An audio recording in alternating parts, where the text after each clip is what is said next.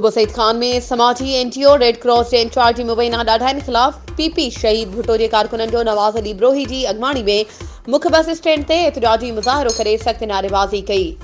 उन मौक़े ते पीपी शहीद भुट्टो जे कारकुननि नवाज़ अली ब्रोही, जानिब खोसो, एहसान मक्सी समेत ॿियनि मीडिया वारनि सां ॻाल्हाईंदे चयो त गुज़िरियल साल बरसातुनि ऐं बलूचिस्तान जे इलाइक़नि मां आयल ॿोॾि दौरान असांजा ॻोठ ऐं असांजो फसल मुकमल तौर ते तबाह थी विया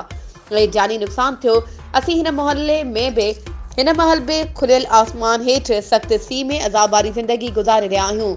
हुननि चयो त ॿिए तरफ़ समाजी एनजीओज़ रेड क्रॉस जो इंचार्ज नवीद खावड़ आमिर मक्सी ॿोॾि मुतासिरनि जे हक़नि ते धाड़ा हणी एजेंटनि सां गॾिजी मनपसंद बासरनि जा नाला शामिल करे असां सां नाजाइज़ी करे रहियो आहे। हुननि रेड क्रॉस जे आला ऑफिसरनि समेत कमिश्नर लाड़काणो डीसी कंबड़ खां मुतालबो कयो त कुबो सईद खान तालके जा सभु ॻोठ सर्वे करे असां सां इंसाफ़ कयो वञे, ॿी सूरत में एहतिजाजी मुज़ाहिरो कयो वेंदो। वधीक ख़बरुनि ऐं अपडेट्स जे लाइ असांजे चैनल खे सब्सक्राइब कयो ऐं हा, बेल आइकन खे प्रेस करणु न विसारिजो त जीअं असांजी हर नई अचण वारी वीडियो तव्हां ताईं पहुची